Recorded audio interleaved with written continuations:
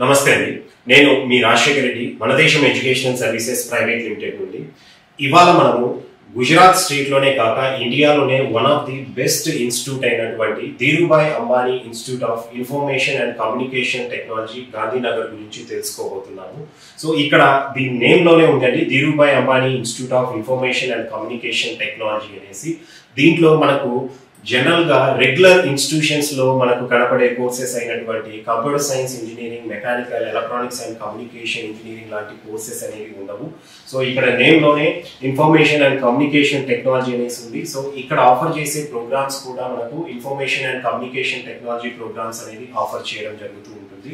So Gujarat లో ఇది #1 institute గా చెప్పొచ్చు. అంతేకాకుండా ఇండియాలో బిట్స్ పిలాని, మణిపాల్ యూనివర్సిటీ లాంటి ఇన్స్టిట్యూషన్ కు ఈక్వల్ గా కాంపీట్ అవుతున్న ఇన్స్టిట్యూషన్ అని చెప్పొచ్చు. ఫీ కూడా అఫోర్డబుల్ ఫీ అనేది ఉంటుంది. ప్యూర్లీ మెరిట్ బేసిస్ లో గుజరాత్ స్టేట్ లోకల్ స్టూడెంట్స్ కు సపరేట్ గా కౌన్సిలింగ్ అనేది ఉంటుంది. ఎన్ఆర్ఐ కోటా సపరేట్ ఉంటుంది. అలాగే ఆల్ ఇండియా కోటా ద్వారా కూడా సపరేట్ గా ఇండియా వైడ్ గా స్టూడెంట్స్ అనేది జేడబ్ల్యూ మెయిన్స్ లో వచ్చిన మెరిట్ ర్యాంక్ ఆధారంగా అనేది సీట్లు ఫిల్అప్ చేయడం జరుగుతూ ఉంటుంది అన్నమాట. సో ఇక్కడ మనకు డిఏఐఐసిటి లో 4 టైప్స్ ఆఫ్ కోర్సెస్ అనేది ఆఫర్ చేస్తున్నారండి యూజీ లెవెల్లో. సో ఇక్కడ మనం తీసుకుంటే కనుక BTech in information and communication technology, BTech ICT branch అనేది ఉంది. And BTech ICT branch with minor in computational science అనేది కూడా సెకండ్ బ్రాంచ్ ఇక్కడ ఆఫర్ చేస్తున్నారు.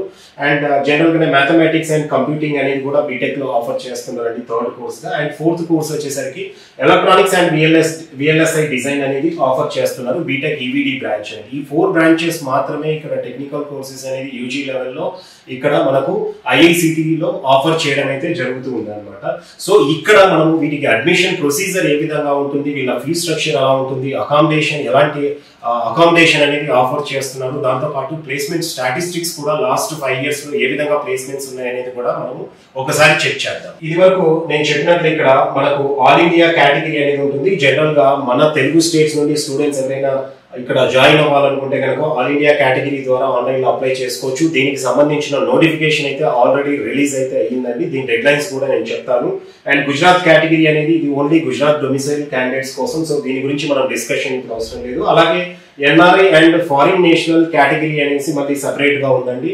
సో ఈ 3 కేటగిరీస్ లో ఇక్కడ అడ్మిషన్స్ అయితే ఫిల్అప్ చేయడం జరుగుతుంది. సో మనం ఇక్కడ మెయిన్ గా మనకు ఆల్ ఇండియా కేటగిరీ మనకు వర్తిస్తుంది కాబట్టి దీని గురించి మనం ఇన్ డెప్త్ గా అయితే తెలుసుకుందాము. సో ఆల్ ఇండియా కేటగిరీలో టోటల్ ఇక్కడ ముందు మనము అంటే అప్లికేషన్ డేట్స్ అనేది చూద్దామండి. సో ఆన్లైన్ అప్లికేషన్ డేట్ చూసుకుంటే కనుక 3rd April అనేది అప్లికేషన్ అనేది స్టార్ట్ అయిపోయింది. అండ్ అప్లికేషన్ లాస్ట్ డేట్ వచ్చేసరికి 9th June వరకు ఉందన్నమాట. ఇక్కడ ఆల్ ఇండియా కేటగిరీ సీట్స్ అనేది ప్యూర్ గా జేడబ్ల్యూ మెయిన్స్ లో వచ్చిన ర్యాంక్ ఆధారంగా అనేది ఫిల్అప్ చేయడం జరుగుతుందండి. సో మనం వన్స్ అప్లై చేసుకున్నప్పుడు మనకు జేఈలో వచ్చిన స్కోర్ ప్రకారం అనేది వీళ్ళు మళ్ళీ సపరేట్ ర్యాంక్ ఇచ్చేసి మెరిట్ బేసిస్ లో సీట్స్ అనేది ఫిల్అప్ చేయడం జరుగుతూ ఉంటుంది అనమాట. సో దీని ప్రాసెస్ అనేది కంప్లీట్ గా మనకు అంటే 9th June కు అప్లికేషన్ ఎండ్ అయిపోయిన తర్వాత టోటల్ మనకు అంటే ఫీజ్ పే చేసుకొని రిపోర్టింగ్ జరిగేసరికి ఆల్మోస్ట్ ఇంచుమించు జూలై ఎండింగ్ లేదా ఆగస్టు ఫస్ట్ వీక్ అనేది అవుతూ ఉంటుంది అనమాట. అండ్ ఇక్కడ చూసుకుంటే కనుక మనకు టోటల్ ఇంటేక్ అనేది ప్రోగ్రామ్ వైజ్ ఈ ఇంటేక్ అనేది ఏ కోర్స్ కాకు అంటే కేటగిరీ వైజ్ సపరేట్ ఉంటుందండి. గుజరాత్ స్టేట్ స్టూడెంట్స్ అనేది సపరేట్ సర్టెన్ సీట్స్ అనేది ఉంటాయి. అలాగే all India rank all India category కింద సపరేట్ ఇంటేక్ అనేది ఉంటుంది. ఎన్ఆర్ఐకి కూడా సపరేట్ ఇంటేక్ అనేది ఉంటుంది అనమాట. ఇక్కడ మనం ఆల్ ఇండియా కేటగిరీలో తీసుకుంటే కనుక టోటల్ సీట్స్ అన్ని 4 బ్రాంచెస్ కలిపి 230 అనేది ఉన్నాయి.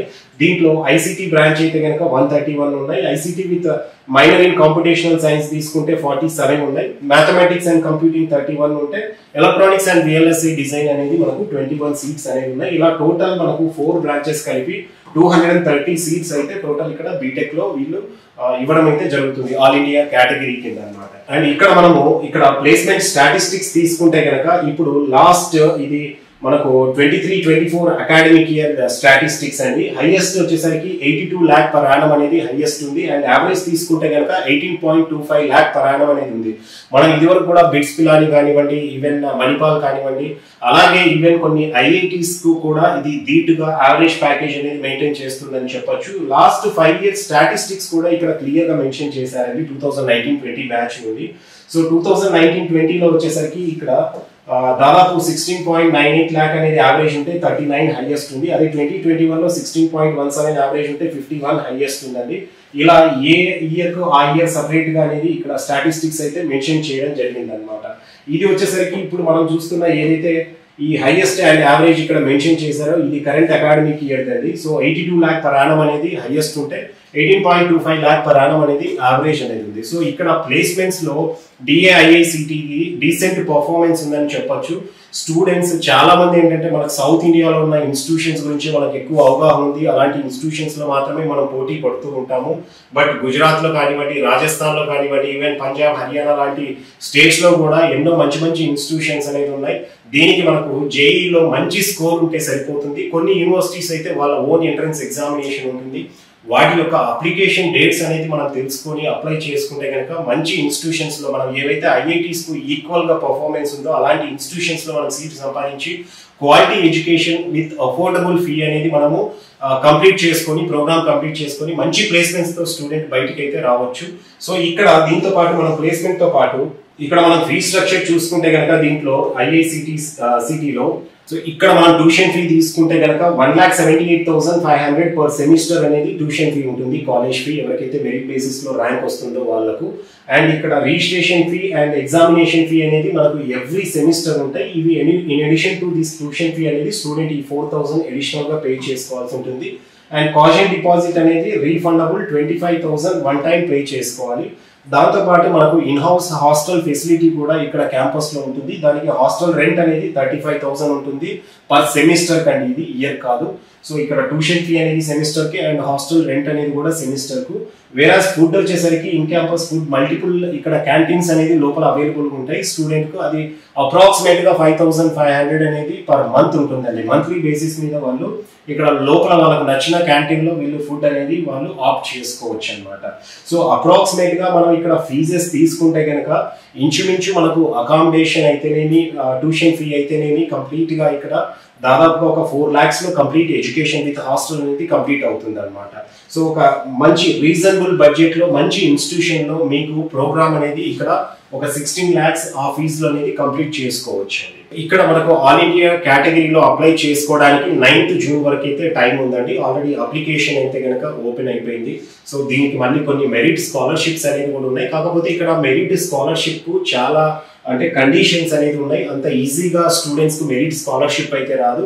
బట్ స్టిల్ ఒక ట్రై అయితే మనం చేయొచ్చు. అంటే స్కాలర్షిప్స్ అనేది అప్లై చేసుకొని కొంతవరకు స్కాలర్షిప్ సపోర్ట్ దొరికితే కనుక స్టూడెంట్ ఇంకా కొంత తక్కువ ఖర్చులోనే ఈ ఎడ్యుకేషన్ అనేది కంప్లీట్ చేసుకోవచ్చు. అంతేకాకుండా DAIICTకి ఉన్న నేమ్ ఆధారంగా బ్యాంక్స్ లో కూడా మనకు కంప్లీట్ ఎడ్యుకేషన్ లోన్ అనేది కూడా ఈజీగా దొరికిపోతుంది. వాళ్ళు కూడా ఇన్స్టిట్యూషన్ తరఫున కూడా ఎడ్యుకేషన్ లోన్ కు సంబంధించి బ్యాంక్స్ మనకు అక్కడ అడ్మిషన్ తీసుకుని రిపోర్టింగ్ టైంలో బ్యాంక్స్ అనేది ఇన్వైట్ చేయడం జరుగుతుంది. వాళ్ళు బ్యాంక్ లోన్ ప్రాసెస్ లో కూడా సపోర్ట్ అయితే చేయడం జరుగుతూ ఉంటుంది అనమాట. ఇదండి DAIICT యొక్క ప్లేస్మెంట్స్ అవ్వచ్చు, వాళ్ళ అడ్మిషన్ ప్రొసీజర్ అవ్వచ్చు, దాంతో పాటు అక్కడ ఉన్న ఫీ స్ట్రక్చర్ అనమాట. స్టూడెంట్స్ కి ఎవరికైనా DAIICT అప్లికేషన్ డీటెయిల్స్ గురించి కానివ్వండి, వాళ్ళు ఎలా అప్లై చేసుకోవాలనేసి వాటి గురించి సపోర్ట్ గురించి అవ్వచ్చు, మీరు కింద ఇచ్చిన కాంటాక్ట్ నెంబర్ ద్వారా మా మనదేశం ఎడ్యుకేషనల్ సర్వీసెస్ ప్రైవేట్ లిమిటెడ్ అనేది అప్రోచ్ అవ్వచ్చు. అంతేకాకుండా మీరు ఇంకా ఏదైనా మంచి ఇన్స్టిట్యూషన్స్ గురించి తెలుసుకోవాలనుకుంటే మీరు కామెంట్ బాక్స్ లో ఆ ఇన్స్టిట్యూషన్ నేమ్ అనేది మీరు మెన్షన్ చేయండి.